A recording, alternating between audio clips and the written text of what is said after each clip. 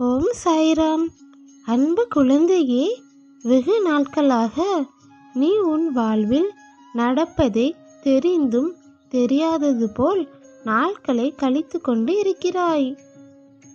நானும் உன்னிடம் பேச வேண்டும் என வெகு நாட்கள் காத்திருந்தேன். இன்று அதற்கான நாள் வந்துவிட்டது.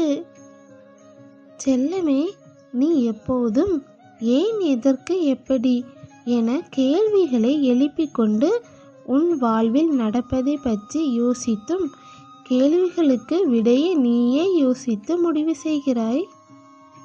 இது அதனால் தான் நடந்திருக்குமோ, இல்லை இதனால் நடந்திருக்குமோ என குழம்பி தவிக்கிறாய். கஷ்டமான சூழ்நிலைகள் என்பது எல்லோருக்கும் வரத்தான் செய்யும். சூழ்நிலை சரியில்லை என கருதி நீ செய்ய விரும்பும் காரியத்தை தள்ளி போடுவதை நிறுத்து. உன் மனம் விரும்பும் செயல்களை உனக்கு மகிழ்ச்சி என்றால் அதை யோசிக்காமல் செய்துவிடு.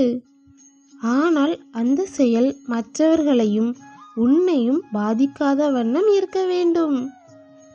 நான் விரும்பும் காரியம் என்னை எப்படி பாதிக்கும் என யோசிக்கிறாயா? சந்தோஷம் என்பது அனைவருக்கும் வானமாக இருக்காது, மேகம் போன்றுதான் இருக்கும். பலத்த காற்று அடித்தால் மேகம் கரைந்து ஓடிவிடும். உனக்கு நான் வானம் போன்ற நிலையான நல்ல நிம்மதியான வாழ்வை தர நினைக்கிறேன். அதனால் நீ செய்யும் காரியத்தில் கவனம் தேவை. மனம் போன போக்கில் போவதை விட்டு உன் வருங்காலத்திற்கு எது நல்லதோ அதை நீ விரும்புகின்ற முறையில் எதுவாக இருந்தாலும் அதை உடனே செய்ய தொடங்கு. நீ இதுவரை செய்த தவறுகளும் புண்ணியங்களும் சமமாக உள்ளது. அதனால்தான் கர்ம வினை உனக்கு துன்பத்தை கொண்டு வரும், பின் துன்பத்திற்கான முடிவும் கொண்டு வரும். எனவே நீ செய்கின்ற சிறு சிறு தவறுகளை விட்டுவிடு. நான் தவறு செய்யவில்லை என நினைக்காதே. நீ தெரிந்தோ தெரியாமலோ செய்த தவறுகள் இன்று கர்ம வினையாய் உனக்கு திரும்ப வருகின்றன. நீ செய்யும் புண்ணியம் ஒவ்வொன்றும் கர்ம வினையின் பலனை குறைத்து கொண்டே வருகிறது.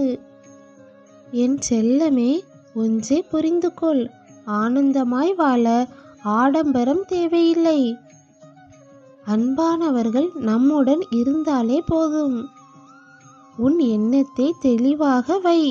எந்த எண்ணம் உன் மனதில் உலாவுகின்றதோ அந்த எண்ணத்தின் வடிவமே நீ.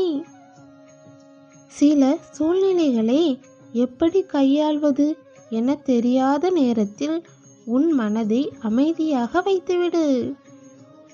குழப்பமான மனதை விட தெளிவான மனமே தீர்வை கண்டறியும். ஒருவரிடம் பழக துவங்கும் போது கொடுக்கும் முக்கியத்துவம் இறுதி வரை இருந்தால் எந்த உறவாக இருந்தாலும் பெரியாது. நீ என்றும் என்னுடைய ஆசீர்வாதத்துடன் சீரும் சிறப்புமாய் வாழ்வாய்.